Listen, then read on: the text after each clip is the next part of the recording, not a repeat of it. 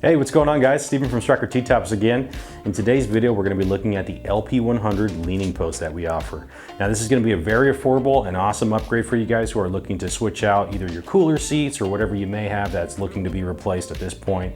Very easy to install, guys. We're going to actually go over that in today's video. It's a brief installation part for you where you can see us putting this together and how quick and fast this really is to put together. Now, if you're interested, you're looking at the anodized version right now, guys. These are also available in powder coat white and also powder coat black, depending on the color of your T-top and or what you so should choose. That being said, these are also constructed of 6061 T6 aircraft aluminum alloy. That's that corrosion same resistant material that we use for our T-tops and all of our metal accessories for that matter. So let's dive into the video and see how this guy's put together. So in this part of the video, we're gonna do a demonstration of the assembly. As you guys can see, all the parts are nicely laid out here. When you actually receive one of these packages, I would recommend laying them out and making sure you've got all the pieces before you begin. Now, as you can see, we're gonna pre-assemble one for you in the video. Really, one person can do this job, but for the purpose of the video, we've got Matt helping us out today. So let's go ahead and begin installing this guy. We're actually just gonna start by flipping the seat upside down, and then we're gonna put the legs in first. And the hardware that you're gonna be using is these pan head Allen bolts that you see here in my hand, and then just a simple little Allen wrench for it. So let's go ahead and begin.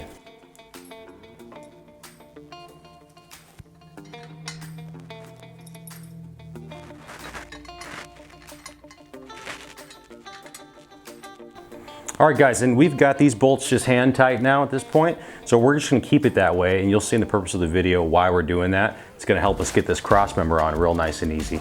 So now we're gonna move on to the other upright. All right guys, so the purpose and reason why we actually just did these bolts for the uprights hand tight is so we can manipulate and move these uprights. You have a little bit of wiggle there, and that's gonna make it easier for us when we're actually installing this lateral support bar, somewhere you can actually rest your feet as well when it's installed. You'll notice the hardware that's gonna be provided is gonna be a half moon crescent. It's kind of like a decorative end cap you can see in the camera there, and there's gonna be a through bolt going through there. So let's go ahead and get this guy installed.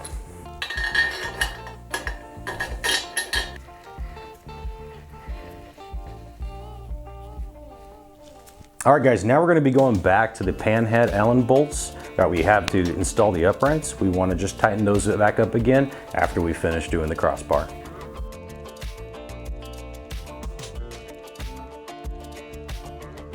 All right guys, next I wanna anchor this guy to the actual seat itself. So these are just like the ones that we used in the cross lateral support bar.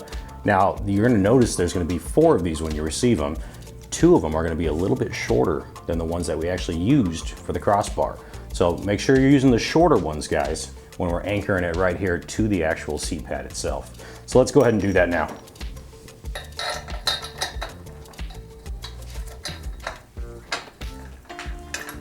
And again, I just wanna start by, just threading it in with my hand. Get it as tight as I can before I actually start wrenching it down.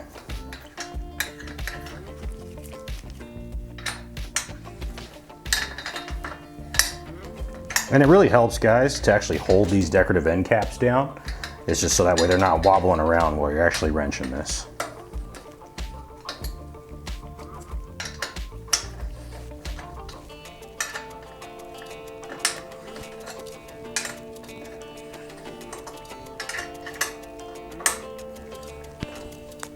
All right, and again, just hand tight. Don't want to over torque it. That's good. All right, here you go, Matt.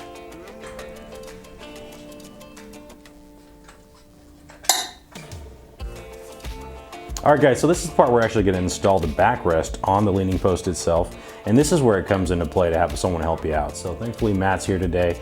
Both he and I are both gonna hold 2 of the Allen bolts. These are for the clamps. So let's go ahead and move this guy into place. So what I like to do is do it upside down like this. That way this insert can't come loose and come out. Go ahead and seat it on the actual bar here. Matt's gonna do the same. And then we're gonna go ahead and close the clamps. And then drop in your Allen bolts.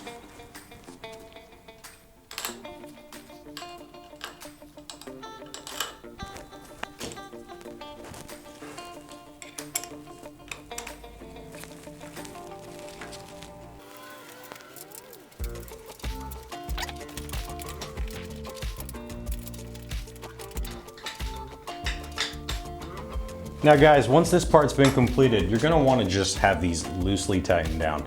And the reason for that is we wanna be able to actually reposition this seat at this point. So we're gonna go ahead and get it in the upright position.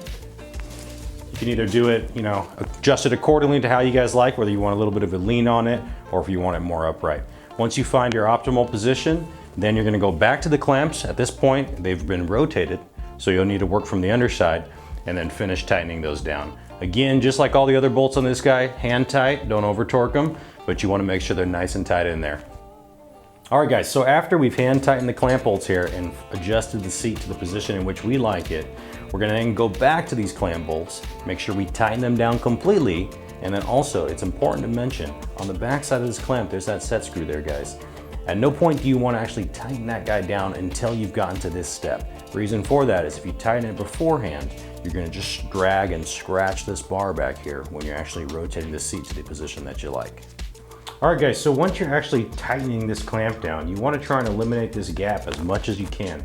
And in order for you to do that, you need to make sure you're rotating this Allen head a couple times and then moving over to this one. So what I'm gonna do is 2-3 rotations on this guy, 2-3 rotations on this guy. Keep going back and forth so you can keep this nice and level.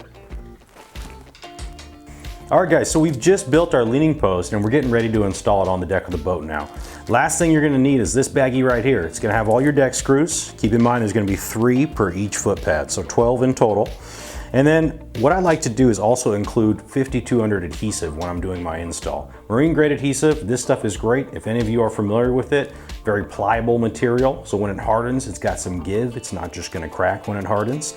And we're gonna wanna put this in a triangle formation underneath each foot pad. So let's take a look at the foot pads right now and we'll see what we're talking about here.